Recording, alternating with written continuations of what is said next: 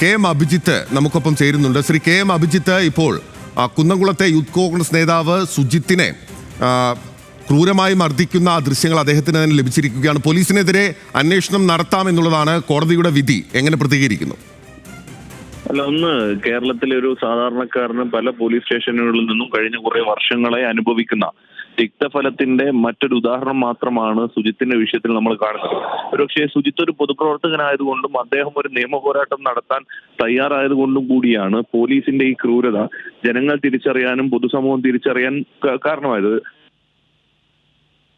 Video പുറത്തുവിടാൻ തയ്യാറാകാതിരുന്ന ഘട്ടത്തിൽ നീതി ലഭ്യമാക്കേണ്ട പോലീസോ സർക്കാർ സംവിധാനങ്ങളോ നീതി ലഭ്യമാകാതിരിക്കുമ്പോൾ സുജിത്ത് നേരെ കോടതിയെ സമീപിക്കുകയാണ്. ഇപ്പൊ എത്ര ആളുകൾ ഇതുപോലെ കോടതിയെ സമീപിക്കുന്നുണ്ട്. അപ്പൊ സുജിത്ത് എന്ന് പറയുന്ന ഒരു പൊതുപ്രവർത്തകൻ കോടതിയെ സമീപിച്ചത് കൊണ്ട് മാത്രം അദ്ദേഹത്തിന് പോലീസ് സ്റ്റേഷനിൽ നിന്ന് നേരിട്ട് അക്രമം ഇന്ന് പൊതുസമൂഹം ചർച്ച ചെയ്യുന്നു. സമാനമായി ഇനിയും കോടതിയിൽ പോകാത്ത എത്രയേറെ മനുഷ്യർ കേരളത്തിലുണ്ട്. ഇപ്പൊ കഴിഞ്ഞ 9.5 വർഷക്കാലമായി കേരളത്തിലെ പോലീസ് സ്റ്റേഷനുകൾ ഇതുപോലെ മർദ്ദനമുറയുടെ ഇടങ്ങളായി മാറുന്ന കാഴ്ച നമ്മൾ കാണുകയാണ്. സുജിത്തിനെ തന്നെ നോക്കൂ നിങ്ങൾ. ന്യൂമാൻ എന്ന് പറയുന്ന ഒരു CIയും അയാളുടെ കൂടെ മഫ്തിയിലുണ്ടായിരുന്ന യൂണിഫോമിലുണ്ടായിരുന്ന 3 പോലീസുകാരും എത്ര ക്രൂരമായിട്ടാണ് ആക്രമിച്ചത്.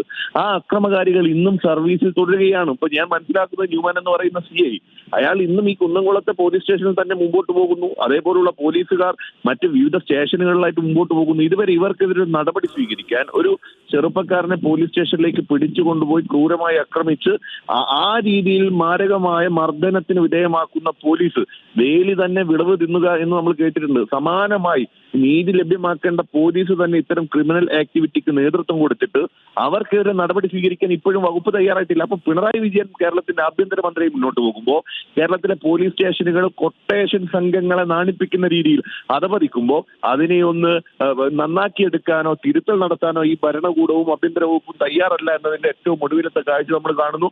സുജിത്ത് ഒരു മാതൃകയാണ്. കേരളത്തിലെ ലക്ഷക്കണക്കിന് വരുന്ന മനുഷ്യർക്കൊരു മാതൃകയാണ്. നമ്മൾക്ക് നീതി ലഭിക്കാൻ വേണ്ടി നമ്മൾ ആശ്രയിക്കേണ്ട പോലീസ് സ്റ്റേഷൻ ഉൾപ്പെടെയുള്ള സംവിധാനങ്ങൾ നമ്മൾക്കെതിരെ നിൽക്കുമ്പോൾ ആ എതിരെ നിൽക്കുന്നിടത്ത് നിന്ന് അനുകൂലമാകുന്ന വിധികൾ ഉണ്ടാകാൻ കോടതിയെ സമീപിക്കുക എന്നുള്ള മാതൃകയാണ് സുജിത്ത് കാണിച്ചത്. എന്തായാലും ഈ സുജിത്തിന്റെ ഒരു പോരാട്ടത്തിനൊടുവിൽ CCTV ദൃശ്യങ്ങൾ ലഭ്യമായിരിക്കുന്നു. ഇനി ഈ ക്രിമിനൽ കുറ്റം ചെയ്ത CI ഉൾപ്പെടെയുള്ള പോലീസുകാർ തിരുത്തുന്നത് വരെ അവർക്ക് എതിരെയുള്ള നടപടി ഗവൺമെന്റ് സ്വീകരിക്കുന്നതുവരെയുള്ള സമരങ്ങളുമായി യൂത്ത് കോൺഗ്രസ് ഉൾപ്പെടെയുള്ള പ്രസ്ഥാനങ്ങൾ മുന്നോട്ട് പോകുന്ന കാര്യത്തിൽ തർക്കമില്ല. ശ്രീ കെ എം അഭിജിത്ത്, ഇപ്പോൾ ഈ പോലീസിനെ ഒരു മർദ്ദന ഉപാധിയാക്കി മാറ്റുന്നു എന്നുള്ളത് വിവിധ ഭരണകൂടങ്ങൾക്കെതിരെ കേരളത്തിൽ വിവിധ കാലഘട്ടങ്ങളിൽ, അത് നിങ്ങളുടെ സർക്കാർ ഭരിക്കുന്ന കാലഘട്ടത്തിൽ ഉൾപ്പെടെ ഉയർന്നു വന്നിട്ടുള്ള ഒരു ആരോപണമാണ്. അതേ സമാനമായ രീതിയിൽ പോലീസുകാർ ചെയ്യുന്ന ഒരു കാര്യം ആഭ്യന്തര വകുപ്പിനെതിരെ പൂർണ്ണമായി അങ്ങനെ തിരിച്ച് നമുക്ക് പറയാൻ സാധിക്കുമോ? അല്ല ശ്രീ ബിനിൽ, നിങ്ങൾ നോക്കൂ, കേരളത്തിൽ സമാനതകളില്ലാത്ത ആഭ്യന്തര വകുപ്പിന്റെ ഭരണപരാജയത്തിന്റെ ആഭ്യന്തര വകുപ്പിന്റെ ഗുണ്ടായുസത്തിന്റെ കാഴ്ചകളല്ലേ നമ്മൾ കാണുന്നത്. ഇതുപോലെ ഒരു ഗതികെട്ട കാലം കേരളത്തിൽ ആഭ്യന്തര വകുപ്പിന് ഉണ്ടായിട്ടുണ്ടോ? ഇതുപോലെ ജനങ്ങൾ സാധാരണക്കാർ വേട്ടയാടപ്പെട്ട ഒരു കാലം കേരളത്തിൽ ഉണ്ടായിട്ടുണ്ടോ? ഏതെങ്കിലും ഒരു വിഷയം വന്നാൽ ആ വിഷയത്തിനെതിരെ വലിയ പ്രക്ഷോഭങ്ങളും പ്രതിഷേധങ്ങളും ഉയരുന്ന നാടാ കേരളം. പക്ഷെ ഇന്ന് പ്രക്ഷോഭങ്ങൾ നടത്താനോ പ്രതിഷേധിക്കാനോ പോലും സമയമില്ലാത്ത വിധം ദിനേന ഇത്തരം സംഭവങ്ങൾ നടന്നുകൊണ്ടിരിക്കുന്നു. ഒരു തരത്തിലും താരതമ്യത്തിന് പോലും വിധേയമാക്കാൻ കഴിയാത്ത ഒരു കാലഘട്ടമാണ് ഇന്ന് കേരളത്തിന്റെ ആഭ്യന്തര വകുപ്പ് അഭിമുഖീകരിക്കുന്നത്. ഇതുപോലെ സമ്പൂർണ്ണമായി പരാജയപ്പെട്ടു പോയ, ഇതുപോലെ ക്രിമിനൽ വൽക്കരണം നടത്തപ്പെട്ട ഒരു കാലഘട്ടം കേരളത്തിൽ ആഭ്യന്തര വകുപ്പിൽ ഉണ്ടായിട്ടില്ല. സമാനമായ ക്രിമിനൽ വൽക്കരണം ഏത് കാലഘട്ടത്തിൽ നടന്നു? നിങ്ങൾ കേരളത്തിലെ ആഭ്യന്തര വകുപ്പിന്റെ ചരിത്രം പരിശോധിക്കൂ, കേരളത്തിലെ പോലീസ് സേനയുടെ ചരിത്രം പരിശോധിക്കൂ. ഇതുപോലെ എത്രയെത്ര ഉദാഹരണങ്ങളാണ്. നിങ്ങൾക്ക് ഓർമ്മയില്ലേ കെവിൻ എന്ന് പറയുന്ന ചെറുപ്പക്കാരനെ കോട്ടയത്ത്? നിങ്ങൾ ഓർക്കുന്നില്ലേ വിഷ്ണു എന്ന് പറയുന്ന ചെറുപ്പക്കാരൻ പറവൂരിൽ? നിങ്ങൾക്ക് ഓർമ്മയില്ലേ തൃശ്ശൂരിലെ ആൾക്കൂട്ട പോലീസ് സ്റ്റേഷനിലുള്ള ആൾക്കൂട്ട മർദ്ദനങ്ങൾ? അങ്ങനെ എണ്ണിയാൽ ഒടുങ്ങാത്ത അക്രമ സംഭവങ്ങളുടെ തുടർച്ചയായിട്ടാണ് സുജിത്ത് എന്ന് പറയുന്ന ചെറുപ്പക്കാരനും സമാന അനുഭവം ഉണ്ടായത്. കേരളത്തിലെ പോലീസ് സ്റ്റേഷനിൽ ഗുണ്ടാ സംഘങ്ങൾ കേരളത്തിലെ പോലീസ് സ്റ്റേഷനുകളിൽ അഴിഞ്ഞാടുന്ന കാഴ്ച നമ്മൾ കണ്ടിട്ടുണ്ടോ? ഒരു ചെറുപ്പക്കാരന്റെ തല വെട്ടിയെടുത്ത് പോലീസ് സ്റ്റേഷനിലേക്ക് കൊണ്ടുപോകുന്ന കാഴ്ച നമ്മൾ കണ്ടിട്ടുണ്ടോ? കേരളത്തിൽ നിർബാധം ഗുണ്ടാ സംഘങ്ങൾക്ക് അഴിഞ്ഞാടാനുള്ള പ്രേരണ ഇവിടെ നിന്നാണ്. പ്രേരണ നോക്കുമ്പോൾ ആ പ്രേരണയ്ക്കുള്ള കാരണം പോലീസ് സ്റ്റേഷനുകളും സമാനമായി ക്രിമിനൽ വൽക്കരിക്കപ്പെട്ടിരിക്കുന്നു എന്നതാണ്. ആ ക്രിമിനൽ വൽക്കരണം പോലീസ് സ്റ്റേഷനുകളിലും നടക്കുന്നു എന്നതുകൊണ്ടാണ് സമൂഹത്തിൽ ഇത്തരം ക്രിമിനലുകൾ അഴിഞ്ഞാടുന്നത്. അപ്പൊ ഇവരെ അമർച്ച ചെയ്യാൻ, ഇവരെ നേർവഴി കാണിക്കാൻ, ഇവരുടെ തെറ്റ് തിരുത്താൻ തയ്യാറാകേണ്ട വകുപ്പ്, മന്ത്രി, ആഭ്യന്തരമന്ത്രി, മുഖ്യമന്ത്രി എവിടെയാ? ഇവരിതൊന്നും കണ്ടില്ല.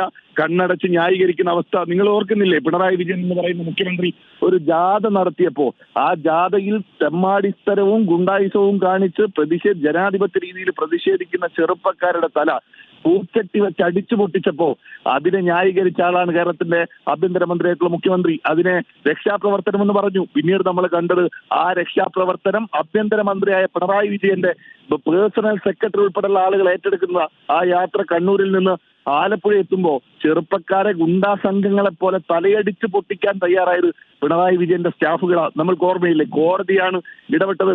കോടതി ഇടപെട്ട് സമാനമായി സുജിത്തിന്റെ കേസ് പോലെ തന്നെ പ്രതികളെ സംരക്ഷിക്കാൻ വേണ്ടി ആഭ്യന്തര വകുപ്പ് തയ്യാറായപ്പോ അവരെ തിരുത്താൻ, അവർക്കെതിരെ നടപടി സ്വീകരിക്കാൻ കേരളത്തിന്റെ ബഹുമാനപ്പെട്ട ഹൈക്കോടതി പറയുന്ന സാഹചര്യമുണ്ട്. അപ്പൊ ഇതുപോലെ നിരന്തരമായ വിഷയങ്ങൾ ഉണ്ടാകുന്നു. ഇവിടെ കോടതി ഇടപെടേണ്ടി വരികയാണ്. കോടതി ഇടപെട്ടിട്ട് പോലും നീതി ലഭ്യമാക്കാതെ ഈ ഭരണകൂടവും ഈ ഭരണകൂടത്തിന് കീഴിൽ അമ്പേ പരാജയപ്പെട്ടു പോയിട്ടുള്ള ആഭ്യന്തര വകുപ്പ് മുമ്പോട്ട് പോകുന്നു. ഇതിനെതിരെയുള്ള പ്രക്ഷോഭങ്ങൾ ഞങ്ങൾ തുടരും. ഒരു കാര്യം കൂടി ഞാൻ പറയുന്നു, ഇത് സമാനതകളില്ലാത്ത ക്രിമിനൽ വൽക്കരണമാണ് നമ്മളുടെ ആഭ്യന്തര മേഖലയിൽ നടക്കുന്നത്. ഇതിനൊരു താരതമ്യവുമില്ല. ഇതുപോലെ കേരളത്തിന്റെ ആഭ്യന്തര രംഗം കലുഷിതമായ ക്രിമിനൽ വൽക്കരിക്കപ്പെട്ട ഒരു കാലഘട്ടവും കേരളത്തിൽ ഇതിനു മുമ്പ് ഉണ്ടായിട്ടില്ല. ചരിത്രത്തിൽ നിങ്ങൾക്ക് അങ്ങനെ ഒരു കാഴ്ച നമ്മൾക്ക് കാണാനും സാധിക്കില്ല.